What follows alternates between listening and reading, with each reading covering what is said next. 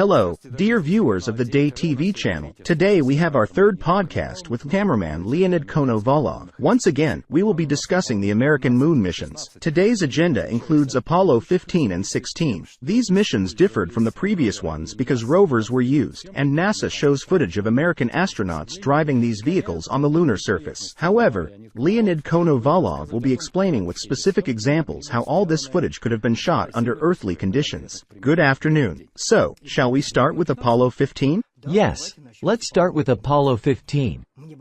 I would like to focus not just on how this could have been filmed on Earth, but also on the fact that there are many similarities between the composite shots in the movie Terminator and the footage of the rover driving on the moon, as well as other scenes.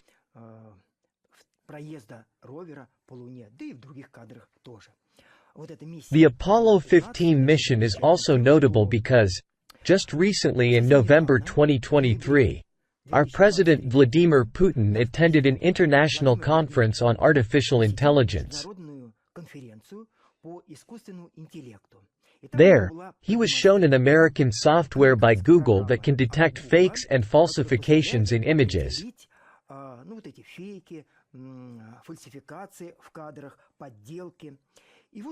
They demonstrated how this program, I emphasize, an American program, was tested on NASA's moon surface photos.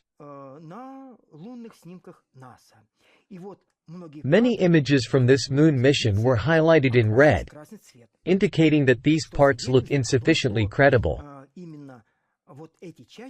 We can see that the astronaut itself is highlighted. I found this photograph.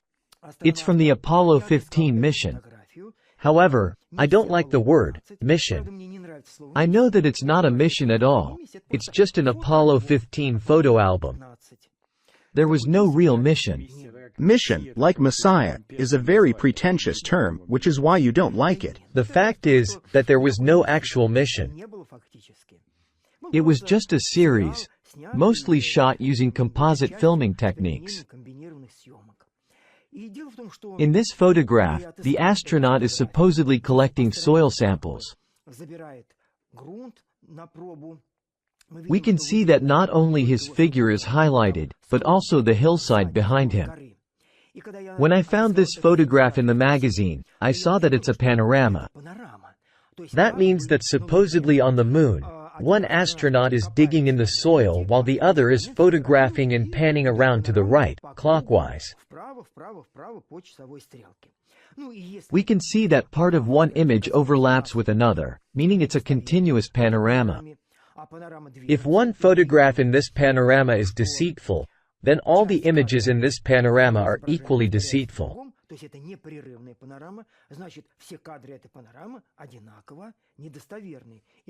We can see the rover in the image. Besides the rover you mentioned, do you know what else interesting appeared in these Apollo 15 and 16 missions? Look, what's behind the rover? Ah, mountains. Of course, mountains. And there are a lot of mountains in Apollo 15, Apollo 16, and even 17. But if we go back to the first Apollo, Apollo 11, which supposedly first landed on the moon, we see that right behind the shadow of the lunar module, the moon seems to end. In fact, we won't keep secrets. All this was filmed. There's a black void. There's black velvet. It's like the Earth is flat and so it ends there. Similarly, I looked at other circular panoramas. Maybe not a full circle, but a part, a sector. You can see that there are no mountains anywhere. I took another mission, called Apollo 12. I also looked at a panorama that goes around in a circle. We see that almost everywhere the horizon is quite flat. No mountains can be seen in the distance. The 13th mission supposedly flew by the moon, and in Apollo 14 there are no mountains either. In fact, impressive mountains appeared only in Apollo 15. Why weren't they there? The technology for projecting giant mountains onto a large screen was developed by Stanley Kubrick. and the entire Space Odyssey is essentially a cover operation. For example, if we look at the Dawn of Man sequence from Kubrick's film, we can clearly see that the mountains in the background are projected from a slide.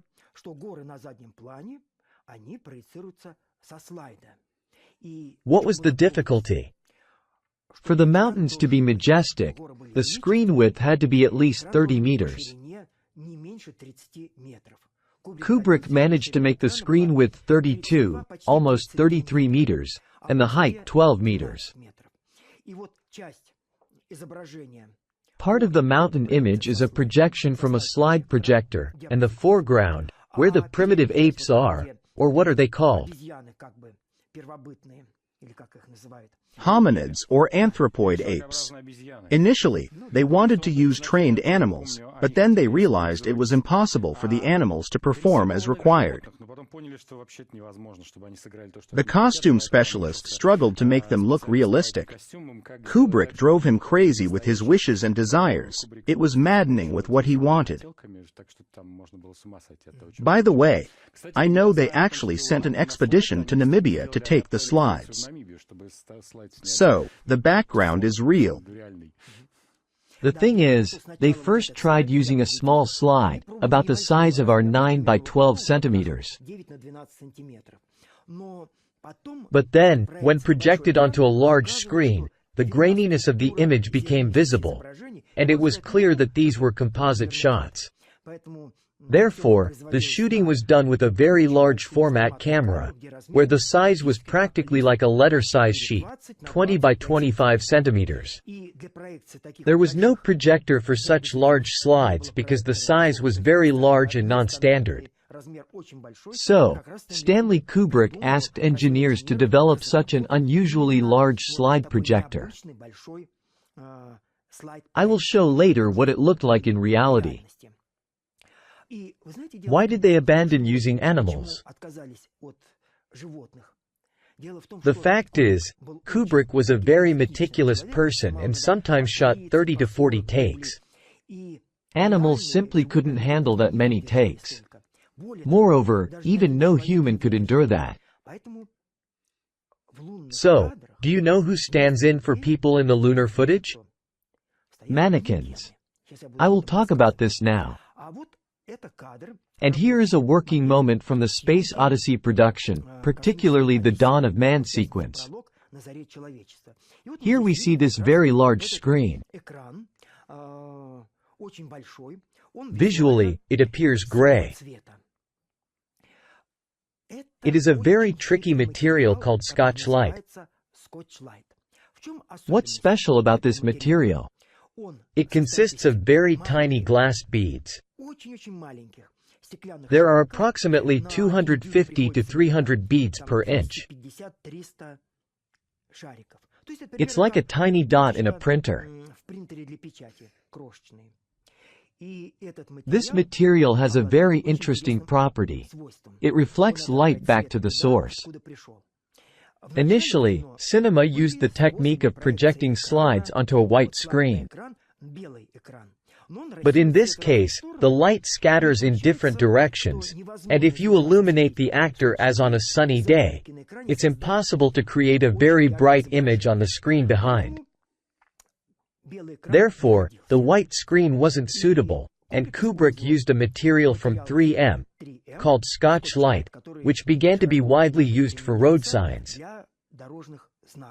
What's interesting here? In this image, there are lighting fixtures, here on the side. They are specifically directed so that the spotlight beams do not hit the screen. So, when we start watching the lunar footage, I see that the astronaut's shadow falls towards the camera, meaning the light is side or back side. This is done so that the screen does not get lit up by the spotlight. Kubrick started collaborating with NASA.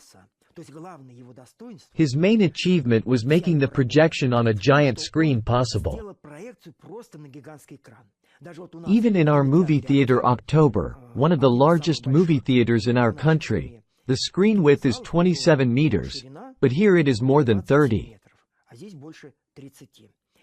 Since preparing to shoot these scenes took a lot of time, it is not a person in this footage, but a stand-in mannequin. It is very lightweight, about 22 kilograms. If it were a real actor, they would need to smoke, go to the washroom, have lunch, and they would leave unnecessary traces. Then people would say, "Look, there are mistakes. Extra footprints suddenly appeared in the neighboring image. These are film bloopers, something smells fishy." So, mannequins were used here. Apparently, Stanley Kubrick began collaborating with NASA back in 1965 when he signed a contract with them, 4 years before the first supposed moon landing. You will surely recognize these characters here. I was at his home in Sri Lanka. Really? Yes, though it was after he had already passed away. I was in his apartment. Clark is a well-known writer. And you know Frederick Ordway, right? It seems that Ordway worked with von Braun. Braun made a series in the 50s about exploring the solar system, and he was involved in special effects. Kubrick took him on precisely because he was good at special effects and small spacecraft. The main task given to Kubrick was to create a giant screen onto which mountain images would be projected, as everyone understood that there had to be mountains on the moon. Therefore, for the landscape in Space Odyssey, images of mountains were projected onto the background for that episode.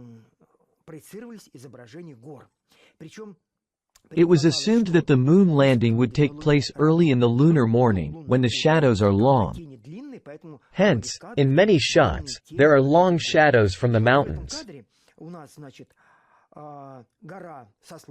In this shot, the mountain is from a slide, and the foreground, where the animals and apes are grazing, was built in the studio, with the task being to seamlessly blend the set with the background so that the transition line wouldn't be noticeable.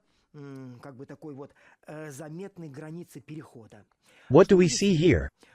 We see that the edges are still darkened, meaning it was impossible to achieve uniform illumination of the entire area on a wide screen. Therefore, they concluded that they wouldn't shoot a wide picture but a square one, which would eliminate the defects we now see at the edges. If you look closely, you can see lines in the sky. The fact is, the Scotch light they used was small in size. To make a 30-meter screen, they joined various pieces together. Interestingly, one batch differed from another. So, they took one piece from one batch and one place, and moved it to another, like a patchwork quilt, to achieve a more or less uniform reflective capability. What's interesting about this material? If you direct a spotlight or flashlight at it, it starts brightly glowing, but in diffuse light, it looks completely gray. I brought this material, Scotch light. Now we'll ask the cameraman to direct the flashlight's beam into the picture. The light from the flashlight hardly increases in the background, but the Scotch light material starts brightly glowing. If we move the flashlight away or lift it up, the light disappears.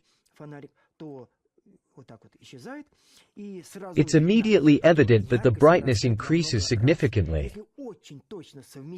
If you precisely align the camera lens and the flashlight, then compared to a white screen, the brightness increases by about 100 or even 120 times.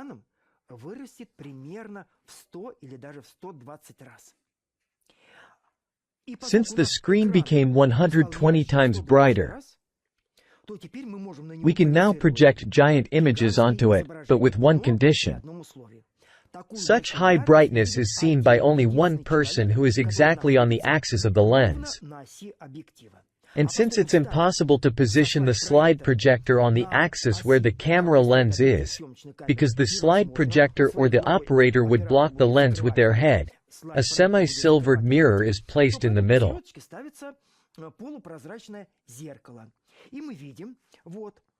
We see a diagram showing how shots were taken using the front projection technique. This technique is so named because both the camera and the projector are in front of the screen.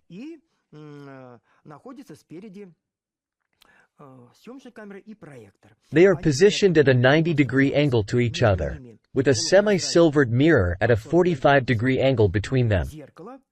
Thus, the projector beams reflect off the mirror and go onto the screen, reflecting off the screen and, as the yellow-orange line shows, directing light into the movie camera. Here, a few questions arise. People ask, well, how can that be? After all, there would be a shadow behind the ape or primitive man. What to do? The fact is, if you precisely align the lens of the video projector, reflected in the mirror, with the lens of the camera, it turns out that the two lenses are in the same spot, and the shadow is hidden directly behind the figure.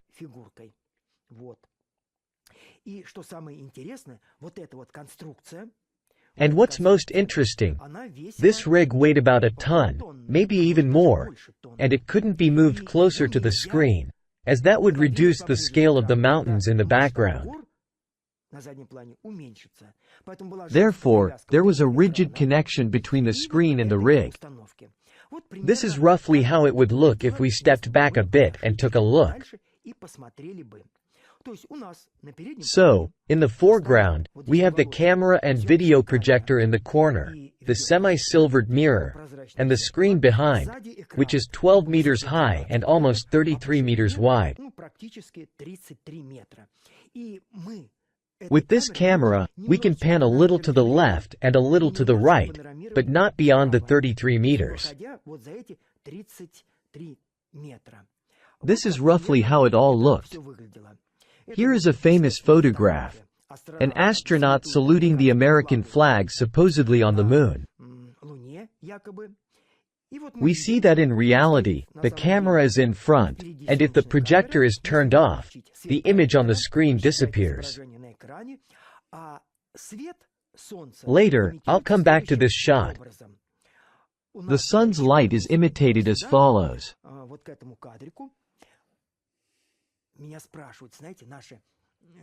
Our opponents ask me, how can that be? In the moon's surface images, we see that the light source is very far away, the shadows run parallel. If we extend the shadows and connect, say, the top of the shadow's helmet and the astronaut's helmet, we get a line extending about 80 meters high. What kind of studio is 80 or 90 meters tall? That's 25 or 30 stories. Where have you seen a studio as tall as a 25-story building? What would support such a giant ceiling?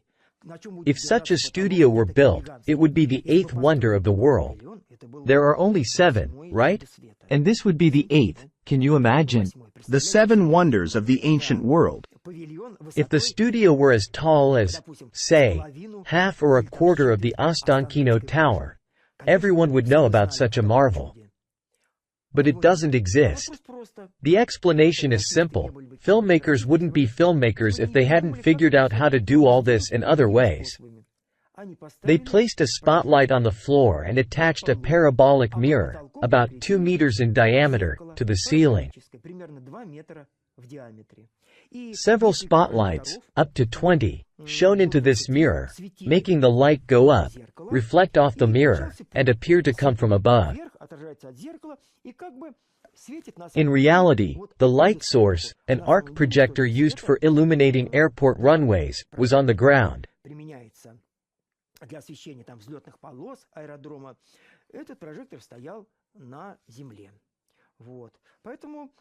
That's the answer to the enigma of this shot.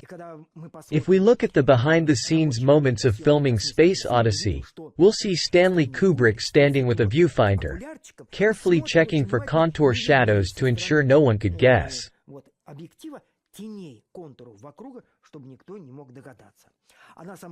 This rig was actually this size. Here we see two images taken from different angles. In the left picture, there's a projector for giant images, almost the size of a letter sheet. Further back is the semi-silvered mirror reflecting the movie camera. This is the same rig, but now from the perspective of the filming camera. Why am I showing all this in detail? Because they say, these lunar shots were taken with a Hasselblad camera, specifically this shot. But I say, not at all. This lunar Hasselblad weighs a ton. It's a giant rig. So, you can note that under the guise of a lunar Hasselblad, a giant rig weighing about a ton was used.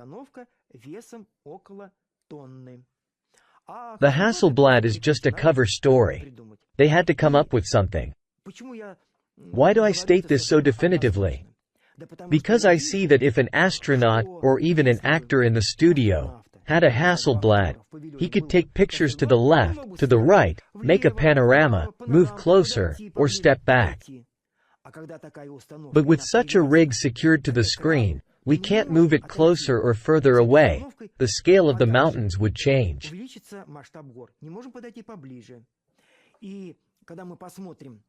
If we look at a series of iconic presentation photos of astronauts on the moon, with a mountain in the background, a rover, and the American flag nearby, we'll see that all these shots look similar.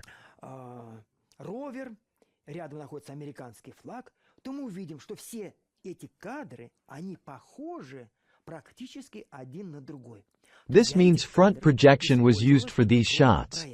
The only option left was to turn the camera slightly to the left or right, not to go beyond the screen in the background. So, just a little to the left, a little to the right, and that's it. But people will definitely say, look, the astronaut is slightly bigger here. Another one is slightly smaller. So, the photographer must have got closer. And I say, not at all.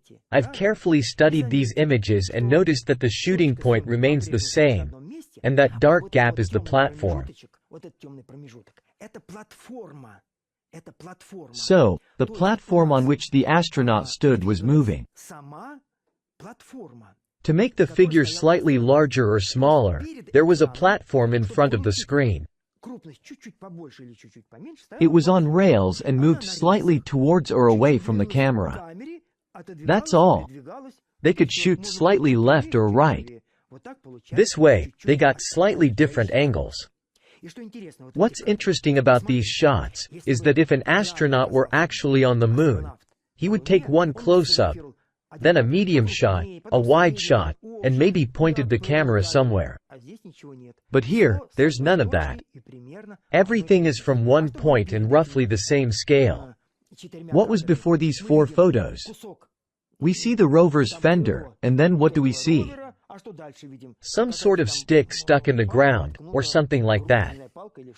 They didn't bring sticks with them. So, what was there? Could it be the flagpole? It doesn't really look like it. In short, something is casting a shadow. We all know about chroma key. People ask, why didn't they just shoot everything with a chroma key? The answer is simple. They tried, but it didn't work well. Why? We are used to chroma key being green everywhere now. On TV, it's green, but in movies, blue chroma key was used for a long time.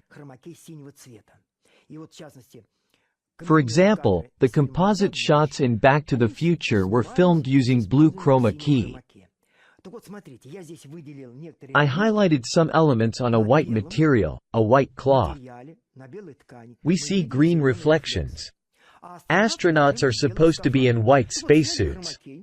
So, they filmed with a chroma key, and it turned out that when they removed the blue background to replace it with another image, it was unclear what to do with the reflections in the shadow areas.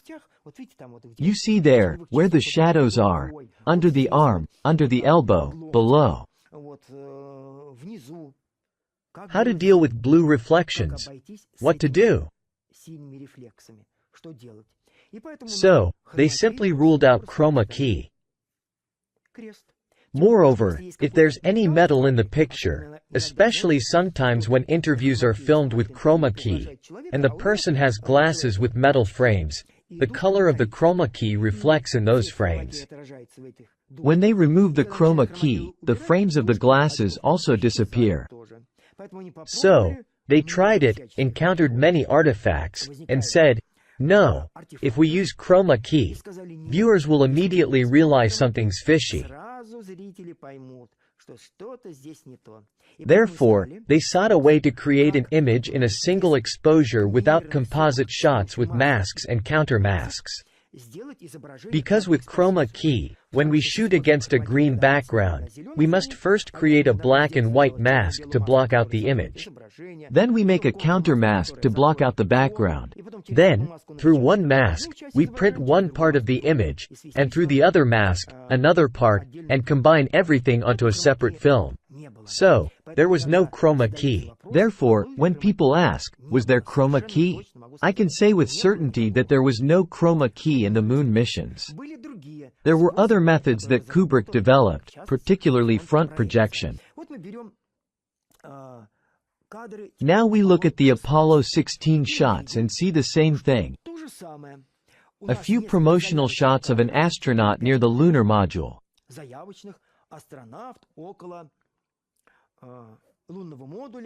You can see that in their structure or in how they were taken. These shots were taken in the same studio as Apollo 15. Therefore, I can say with certainty that these shots from Apollo 15 and Apollo 16 were filmed in the same studio and with the same front projection rig. They slightly changed the appearance of the mountain in the background, and so on. Again, we see that before the featured photos for the magazine, where the flag, the lunar module, and the rover are, there are some photos of the upper parts of the lunar module. Then again the rover seats, generally some unclear shots. I already mentioned that it's a stand-in mannequin. People say, how come? There are shots. Here are two shots. This shot and the adjacent one, where the astronaut jumped. And everyone says, look, you say they can't jump, but here he jumped up more than 40 centimeters. I combined these two shots into a GIF. And what did I see? It's the same mannequin hanging on a wire. So, these two shots are like two jumps. Is the person's position the same? They tried to change the position a bit, maybe the arm position. They hung it slightly differently on the wire, but these are clearly two identical shots. Once we reproduced the front projection technology. For the Zvezda TV channel on Cosmonautics Day, we did a story on how the Americans supposedly went to the moon. Here I am in a spacesuit. On the right side, the projector is off, and on the left side, the projector is on. Do you see the boundary that separates the studio from the image on the screen behind?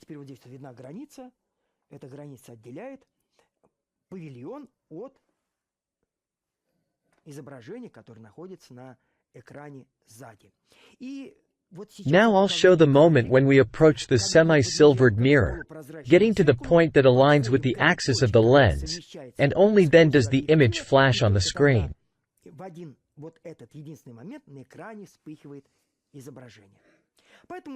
To summarize, in the Apollo 15 and 16 missions, there are many composite shots using a movie screen.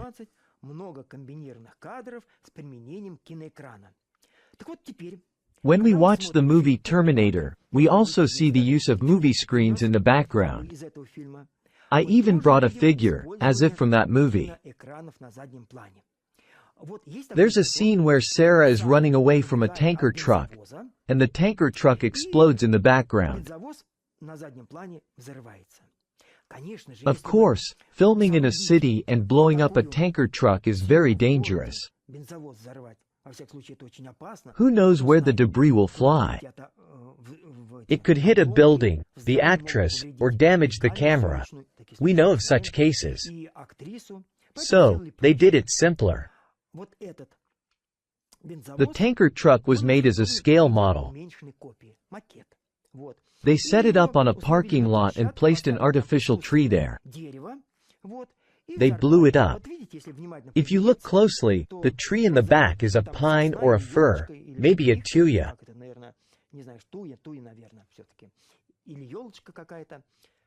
You can see it's fake. To avoid noticing it was a toy explosion, they filmed the explosion from different angles, slightly from the side and slightly from the front. In this case, the image was projected onto the screen from the back. This is called rear projection. There was a semi-translucent screen. It's clear how this technology works and what needs to be done. A pilot is flying a plane, and clouds are in the background. This technique is often used when someone is driving a car. You've probably seen it. In a car, they drive, and you can see that behind the window there is a projection on some movie screen of a pre-filmed background. The actress playing Sarah was running in front of a screen onto which pre-filmed material was projected. In the moon missions, a similar approach was employed. They pre-filmed the background and then set up either mannequins or some models in front of it, as if on the moon. Let's watch the clip. Here, she is hiding from a powerful explosion, running to the side, but this explosion is completely safe because it's on the movie screen. The screen was not very large, about 6 meters, because only front projection with a special movie screen allows for a projection on a 30-meter screen. And if it's a translucent screen, it was about 5 to 6 meters wide. So, Sarah was running not forward, but to the side of this screen. Look, now I'm showing the video.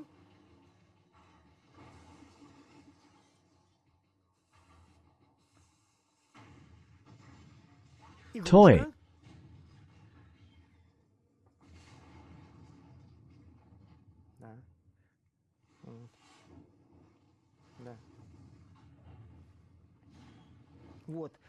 In the background, pieces of metal are falling, but they are completely safe because this explosion was filmed on a model in a completely different place. We see an unnaturally large flame. I think all contemporary viewers will immediately see that this is a toy, especially if they are prompted. Another scene. We see the main characters rejoicing that they have been saved. Hooray, hooray! And suddenly in the background, a skeleton rises from the fire. This skeleton was also pre-filmed and projected onto the movie screen. There was just one more thing. When it was necessary for the skeleton to turn its head and take steps, these steps were performed by an assistant who carried the skeleton piggyback.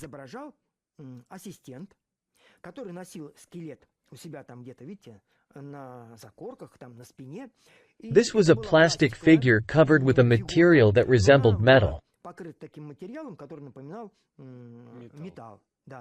We see behind the scenes moments of the shooting. Therefore, in many shots, when it was necessary to show only the upper part, like the Terminator turning its head, like this skeleton walking, and if it was filmed down to the waist, it was shot in real time, with an actor walking. This is the first way to film a real moving object over time. But there are other shots. For example, when the skeleton rises from the fire, to show its movement, that it can not only move its arms and turn its head, but also walk, such a puppet was used.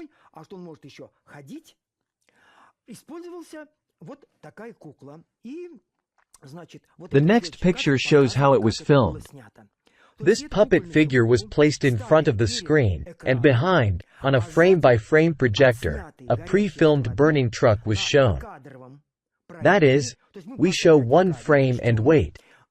The animator slightly moved the hand, slightly raised it, as in a cartoon. This is when 24 frames per second are filmed, and the background changes in 24 frames. But that's not the case. They saved on everything and wanted to film quickly, so they did the following. Of course, they filmed 24 frames per second, but they said, the viewer won't notice, let's film 12 phases. That means they filmed one phase. Then they moved the hand higher or lifted the knee, or slightly turned the head, and filmed that phase twice. So, when I watch Terminator now, and we will see it too, this scene appears choppy. They saved on everything and filmed 12 phases. In the Moon epic, they went even further. They said, let's film 4 shots, and there will be 6 phases per second. They hurried, rushed, and filmed unprofessionally. When we watch on a big screen, and we will now see the Moon astronaut puppets, we will see so-called choppy animation. I want to draw your attention to the thing on the right, some kind of metal bar with a spoke. This is a very clever device. It is shown in this picture and is called a surface gauge. If you plan to shoot a puppet animation, you won't be able to shoot anything good without a surface gauge. Why is it needed? The thing is, you can't see the trajectory of a hand or foot movement in the air. To see it, you place the tip of the gauge near the current position of the foot. Then move the foot relative to it for the next frame. Remove the gauge, and take a picture. Then you bring the gauge back into the frame, adjust it to remember the previous position. The next position will be, let's say, 3 millimeters higher.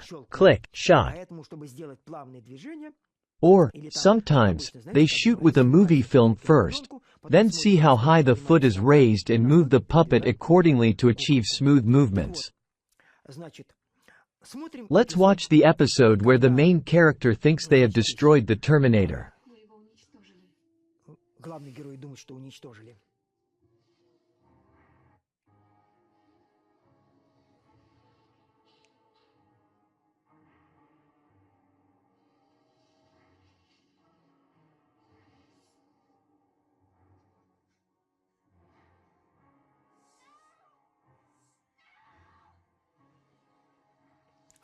We see that it's animation.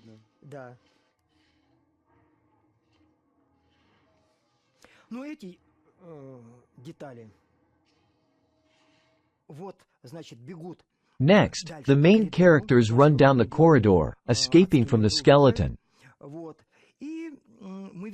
We see this figure up to its knees. In reality, it was about this size. Apparently, it was twice as tall as mine. Next to the skeleton, we see the animator who creates the movements. Behind them is the edge of the movie screen. So, the filmed corridor pass was projected frame by frame onto the background, and the puppet stood in front of it. Since the puppet couldn't move on its own, they needed to avoid showing the rig where it was attached to the platform below. Therefore, they only showed it up to the knees. Even if they lifted one leg, there's a chance the puppet could fall, and they needed to shoot one long take. This filming could take a day or two. A lot of time is spent adjusting each frame precisely. That's why the legs aren't shown. They are there, but they are attached with some material, like how it's attached to the stand here. So, the legs can move, but only to a limited extent. What do we see? Now let's watch it in motion.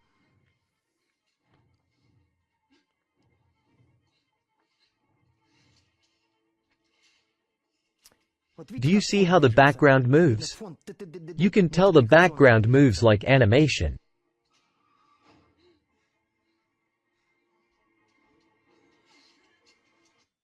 In the back, there's a movie screen, and it's projected onto it.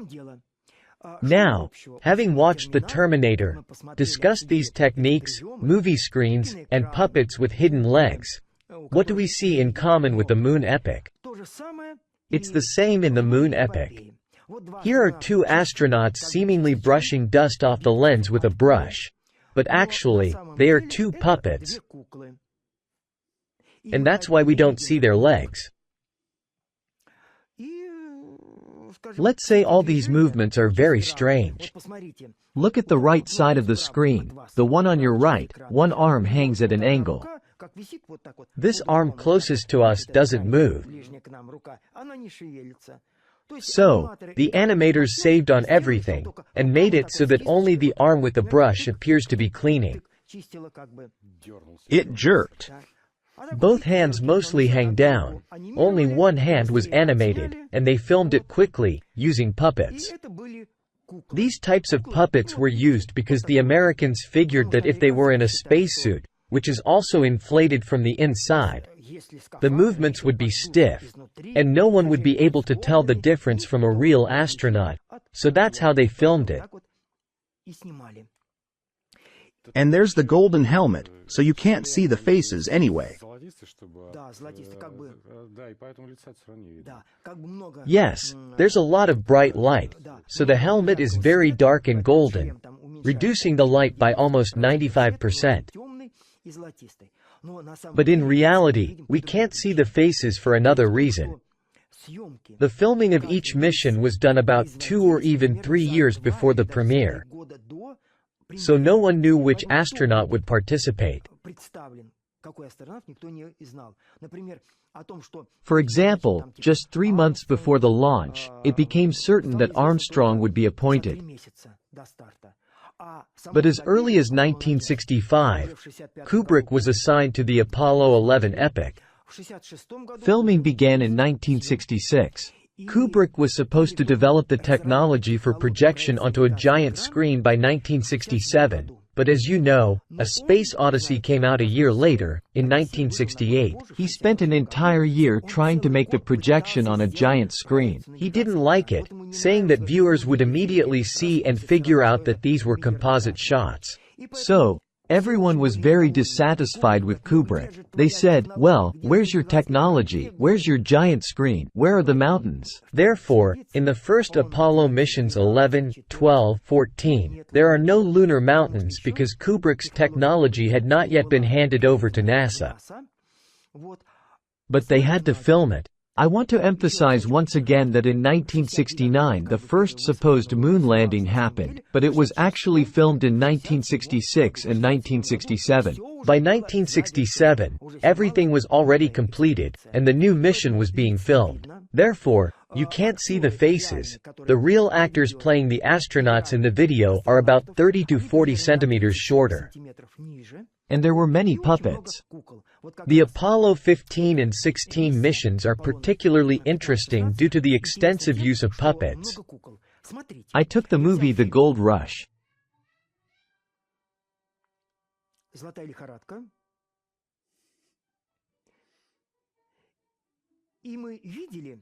I think you immediately figured out the trick. A puppet that fell out, but it's clearly visible, of course. Yes, I specifically selected a sequence where we least expected Charlie Chaplin to be replaced by a puppet. Moreover, when we watch the breathtaking, dizzying stunts of Buster Keaton, there are also shots where the actor is replaced by a puppet. For example, in Sherlock Jr., there are at least 2 such sequences. Let me show you one of those episodes.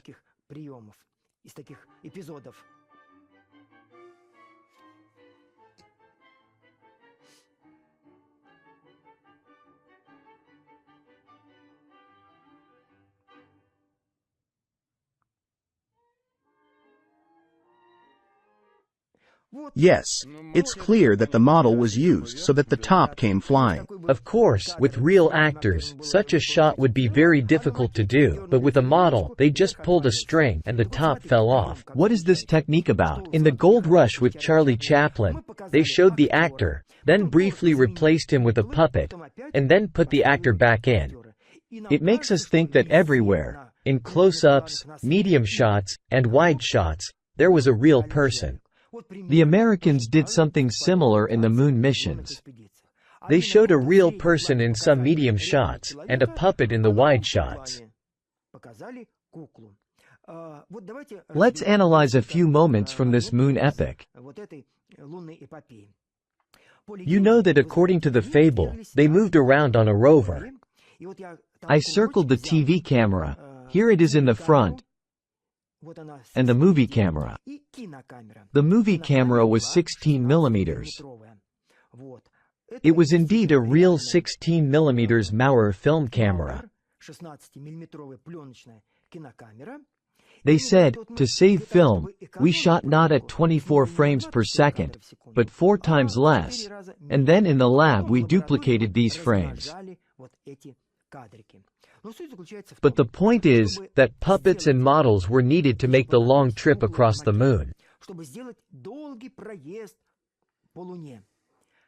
It's impossible to build such a giant set and light it up with a single light source. But making small puppets and a set the size of half a soccer field is doable. It stands out to me. That's a toy TV camera. You can see it's fake. I showed these two images for this reason. We see that in one image, the shadow falls to the right, and in this image, the shadow falls to the left. That means the rover first went in one direction, then turned around and went in the opposite direction. Here's the rover's trajectory. It's not a straight line or an arc, but a winding path through the same area in different directions. So, the set was small, about half the size of a soccer field. They wrote that they couldn't be more than 5 kilometers away from the rocket, meaning the descent module. Well, yes, but it wasn't 5 kilometers. If they had gone further and broken down, they wouldn't have been able to return. So, they circled around, right? They were winding, but it was only 50 meters.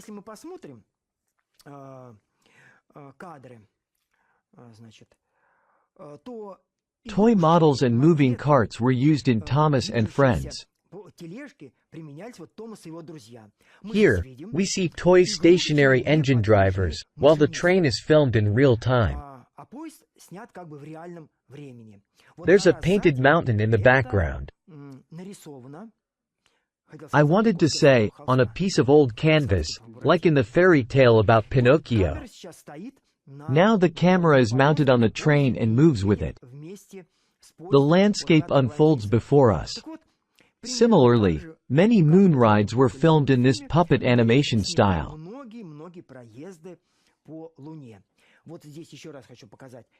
I want to show again that there really was a 16 millimeters camera in the middle of the rover.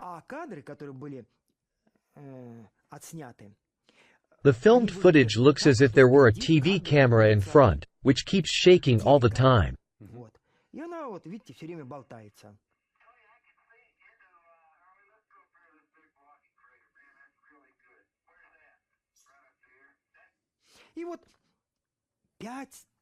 For over 5 minutes, the camera goes left, then right, turns around, and goes on for a long time. Do you remember when I showed how 2 puppets were cleaning the lens with a brush? People asked me, what's so difficult about that? Why not use actors instead of puppets to make it look like they're cleaning? I said, you see, if you shoot different cuts, it will have one effect. But if the rover supposedly drove on the moon for 5 minutes, and suddenly astronauts come out from off-screen and clean the lens in front of us, it creates a completely different effect. It looks like a real continuous ride. Since the drive was filmed using puppet animation, at the end of the long 5-minute ride, puppets come out from the side and start cleaning the lens, turning the camera, supposedly shaking the antenna, and doing other movements. In fact, there were many puppets. The Apollo 15 and 16 missions are particularly notable for the fact that there were a lot of puppets used. The most famous ride in the Apollo 16 mission was filmed with a 30-centimeter puppet on a remote-controlled model. The puppet was about this size. This one is smaller. Yes, this one is a bit smaller, just 18 centimeters. The puppet was bigger, about this size. These are some of the most famous shots. In terms of citation, they are second only to the shots of Armstrong descending the ladder. Any propaganda film about American space achievements will definitely include the episode, Astronaut Driving the Rover. They ask, why use a puppet? Why not film a real person? How do you show that the sand flies up high? When you use some model, a puppet toy, the sand flies up 20 centimeters. But if you scale that up to a full-size real rover, it becomes about 1.5 meters high. Under Earth's conditions, it's impossible to make sand fly up 1.5 meters at that speed. Their speed was, I think, on average, 12, but during Apollo 16, there was a record of 18. On average, they drove at 12 to 15 kilometers per hour. By the way, that's fast for the moon. But if they drive at 10 kilometers per hour, and we film a real rover at full scale in the studio, the sand won't fly up 1.5 meters at that speed. You'd need a propeller shaft. Or very fast wheels spinning, but that would be noticeable. So, they used a small model, and the sand flies up 20 centimeters. Moreover, you can see in many shots that the sand flies up unnaturally. There were hidden compressor hoses underneath, and when the wheel rolled over them, it pressed and sand shot out. You can see that sometimes the sand doesn't fly from under the wheel but at a 90-degree angle in a completely different direction. Another interesting point, when astronauts trained on this rover on Earth, their hands always rested on their knees. But with the puppet, the left hand is always in the air and swinging.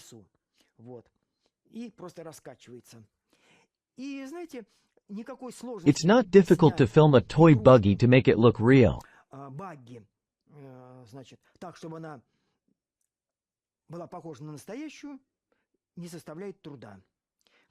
In reality, we're seeing a small remote-controlled toy model. Look, it's practically a lunarscape. See how it bounces. People say to me, you know, there's a lot of fine dust here, so it's clear this was shot in the air. But in the lunar footage, which we'll see now, there's no such strong dust. By the way, yes, its hand is in the air. It's uncomfortable to hold it like that. For the figure, it should be on the knee. He makes 2 circles.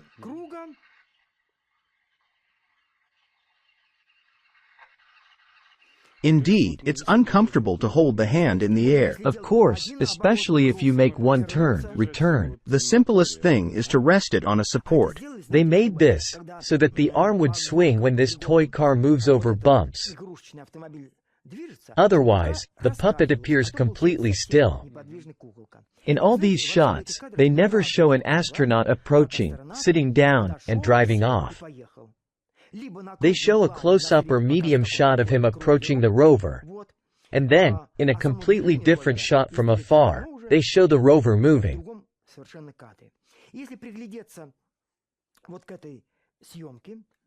Once again, I'll say this is supposedly one of the most famous achievements of American space science, the greatest achievement of the 20th century, puppets on a remote-controlled model.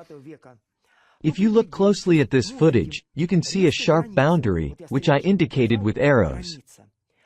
This is like in a diorama, where a semicircular studio is made, and an artist painted a continuation of the background behind it. These mountains are painted by an artist. What's also interesting about this rover is that astronauts could not get into it on their own. Imagine you have a heavy spacesuit that doesn't bend well. During training, they were not pressurized. He stands straight, so the backpack is empty, yet 2 or 3 assistants help him get in. The question is, how did they climb in without assistance on the moon? They didn't, because there were no astronauts on the moon, only toys. Not on the moon, but in the footage presented as the moon. He almost stood up and got out on his own. Look, the backpack is an empty box because the life support backpack weighs 2/3 of the astronaut's weight. It's like if you were asked to carry a big sack of potatoes. You would need to lean heavily. That's why you can see him standing straight with an empty box. Actors playing astronauts on the moon sometimes forgot they had an empty backpack, so they ran straight without leaning. If we look at other scenes, whether from Apollo 15 or Apollo 16, we will see a well-practiced Hollywood technique that we have seen in movies. First, they show a person, then for a difficult stunt, they use a puppet, and then they show a person again.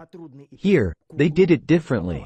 First, they show a puppet walking around and doing something, then they show a person, and suddenly it turns out that this person is moving their hands and doing something. Then they show the ride from afar, where the astronaut supposedly sits on the rover, drives off, and rides for 5 minutes. So, in the middle, they inserted a real person, and before and after that, it was a puppet. We can see that the lunarscape in the background looks slightly different. The puppet lunarscape and the large-scale lunarscape don't quite match each other precisely. If we look closely, we can see a puppet at the beginning. Remember how I said in the Terminator, when the puppet is walking, they only show the upper part? Yes, a waist shot. At the beginning, we see a puppet, and then on the left, a real person, and on the right, a puppet again. At first, they only show the upper part, and we don't see the legs. That means a person is standing below and holding this puppet.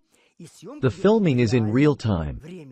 That's why they tied a sheet, and it sways in the wind, at least something is moving.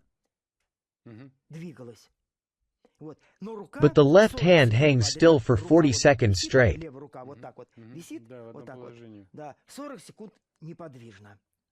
Allegedly, this astronaut is adjusting something on the antenna, doing something else, and you can see that the hand is completely motionless. Looks like a prosthetic. And now they edited it. Allegedly, this same astronaut is now taking some device, probably called a gnomon with a color scale and a gray scale. We see that all his fingers are moving, he's doing something, adjusting. We, the viewers, according to NASA, are supposed to believe that this is a real astronaut on the moon, and that before this moment, it was also an astronaut, and that after this moment, it will also be an astronaut.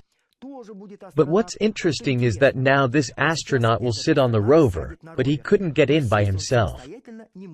So, what do the Americans do?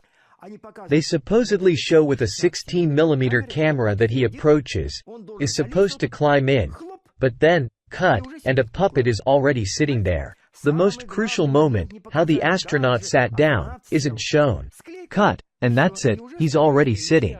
And the camera in front should have shown how he gets in, right? Those are really close-up shots. Then the animation started. Interestingly, here we see a wheel entering the picture on the right, and there is no moon dust. The fact is, in other shots, there is dust. Which other shots? The ones filmed in real-time scale with a toy rover.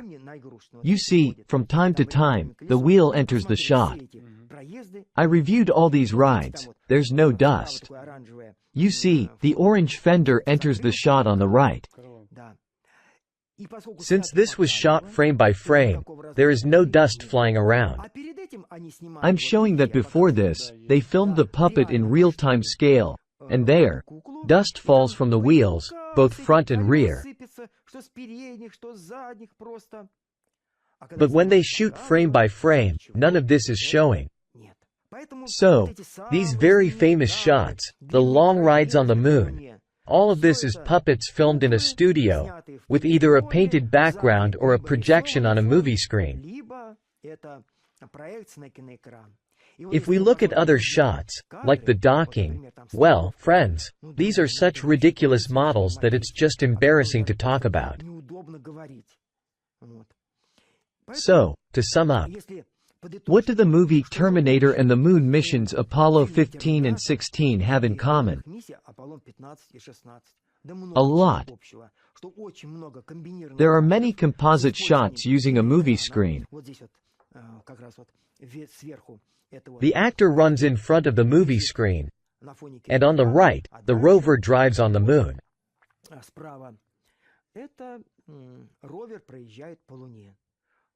These are the same composite shots. Nothing real is shown. In the moon missions, actors were only shown in medium and close-up shots, and when they needed to show a distant lunarscape, a convincing ride, they used small puppets. In the movie Terminator, we saw that in some cases, they use the upper part of the skeleton to create an illusion, and when they need to show a more general plan, they place a puppet, filmed using animation. Of course, these shootings are very primitive, but that was the level of the 60s and 70s. I think they had such resources that they could make a person not 1-to-1 but larger or smaller. I mean, these were still puppets. But I understand that the rover needed to be made smaller, so that the dust from the wheels would scatter more strongly. And to film a large area.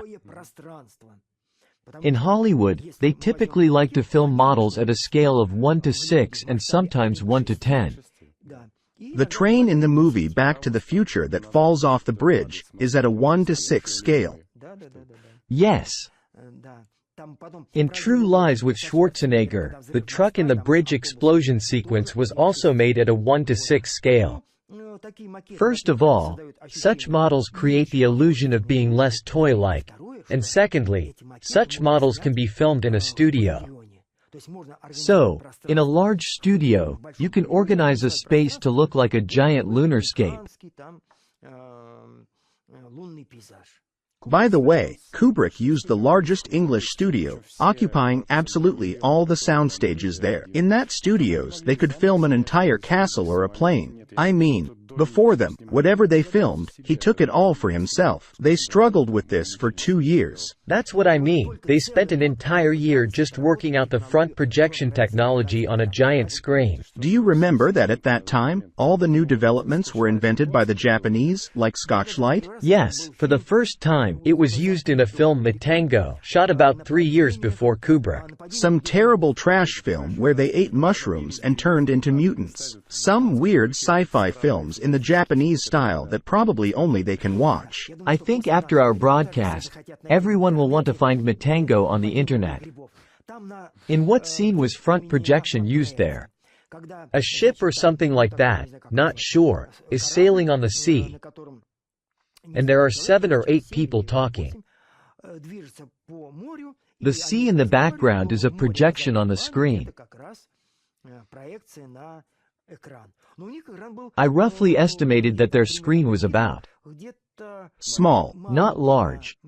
Unlike Space Odyssey, this film had a low budget. The Japanese simply didn't have that kind of money. Kubrick was initially given $5 million, but he ended up spending more, around $12 million. He spent $750,000 on just a centrifuge. Yes. The only thing I can say is that, although the space industry might not have advanced much because of it, the film industry certainly made significant progress. Yes. Our viewers in the comments under the video said that Armstrong is the most underrated actor in Hollywood history. Do you know why that might be? Because almost everywhere Armstrong was replaced by stand-ins. For Space Odyssey, Kubrick received an Oscar for visual effects, even though he didn't handle the special effects. The only Oscar Space Odyssey received was for Best Visual Effects. However, Space Odyssey wasn't just him, it was a collective effort, and not only those who were on the set but all the innovations that were made. That's the supervisor's role. Armstrong was also in the spotlight, so he should have received an Oscar too. Do you know that on the Hollywood Walk of Fame in America, there is a star for Armstrong? The Apollo 11 astronauts are listed there. So, he received his star as an actor, and there is his star on the Walk of Fame. Unfortunately, in the photographs, Armstrong was depicted by dolls in the long shots and mannequins near the lunar module. In the videos, Armstrong was portrayed by actors who were about 40 centimeters shorter. Indeed, he is underrated only because so many stand-ins portrayed one actor. He himself just smiled and attended press conferences. It was noticeable that at the post-flight press conference, which took place a month later, his hands were shaking, and he clenched his fists while speaking. It was hard for him to lie. We know that later he became a recluse and tried to stay out of the public eye. It was a heavy burden for him. So, we are wrapping up. We discussed the 17th mission, which also featured rovers. By the way, there's always talk about how the rover was delivered there. I heard it was supposedly attached to the side. Yes, on the side, but that disrupts the balance. Of course, even when we launch fireworks, if the balance is off, the petard, instead of flying straight or on a curve, starts spinning. So, when they attached the rover to the side, there should have been some counterweight on the other side. Another rover or a cosmonaut. There has to be a counterweight. Cosmonaut of the same weight, or the spacesuit filled with bricks. When you mentioned that they bend over, but on the moon the weight is 6 times less, they should weigh 30 kilograms. It is believed that the astronaut along with the spacesuit weighed 180 kilograms. So, 30.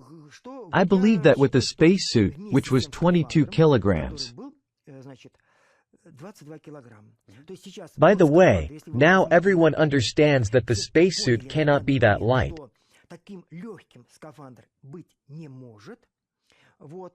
Therefore, they attributed a weight of 91 kilograms to that spacesuit.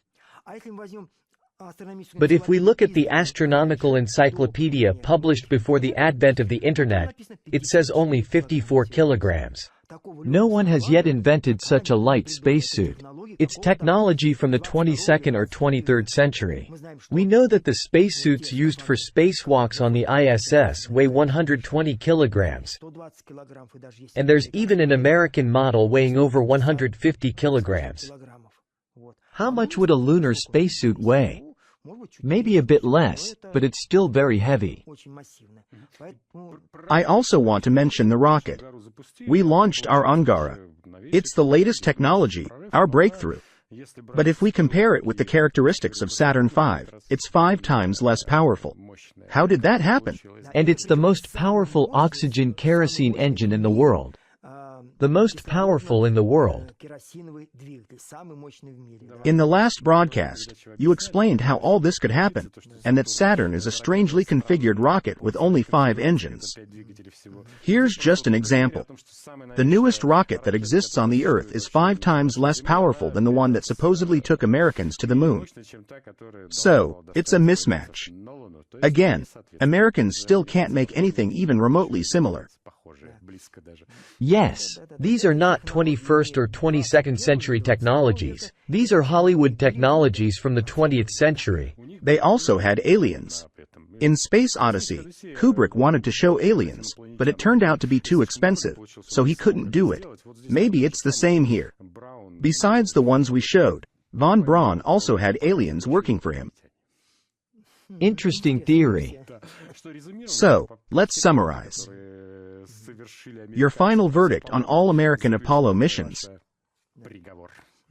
I showed several panoramas from the Apollo missions 11, 12, 14, 15, 16, and so on.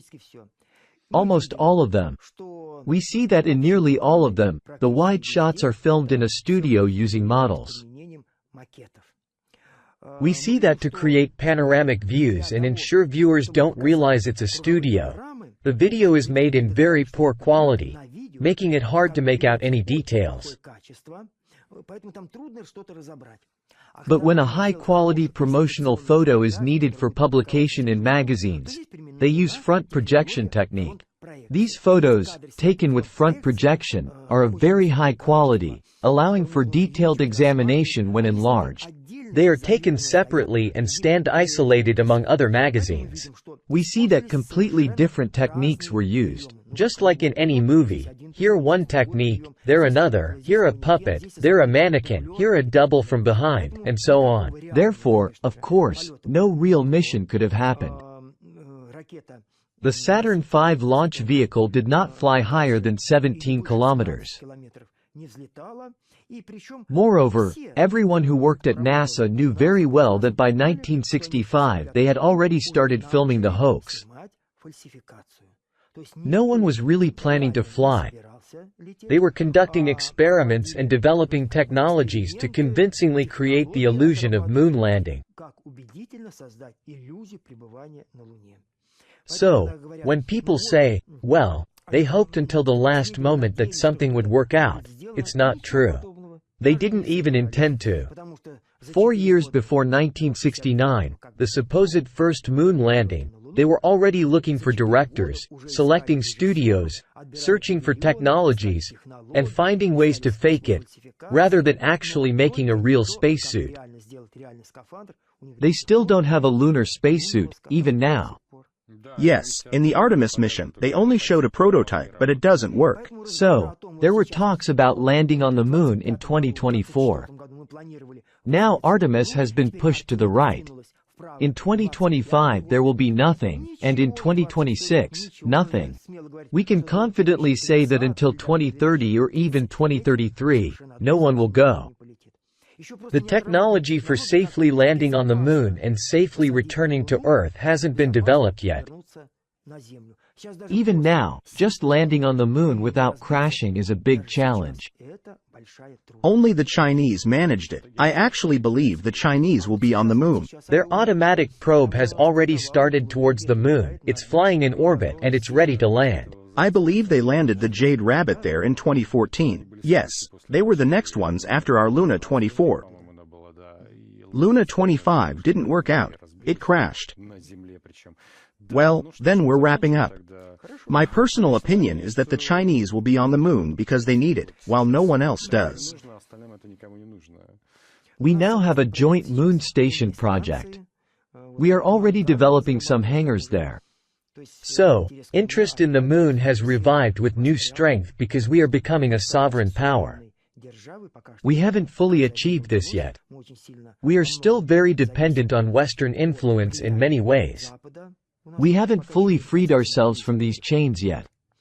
I hope that gradually we will break free, and then our science and technology will flourish, and we will make a giant leap forward, just like almost 90 years ago during the years of industrialization.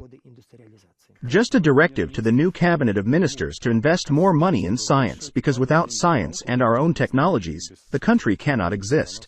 Back in the 90s, we used to say we'd buy everything. We won't buy anything. If there are sanctions, we need to have everything of our own and focus on localizing production. Yes, so no one can press a button and say, that's it, all your phones don't work, all your computers with Windows have shut down. Everything has turned into a brick. Thank you very much. I'd like to remind our viewers that we had a cameraman, Leonid Konovalov, as our guest.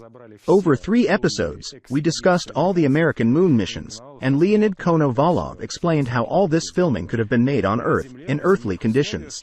I hope you found it interesting. Leave your comments under this video, and we'll discuss it. And subscribe to the Day TV channel on various platforms. Take care. See you.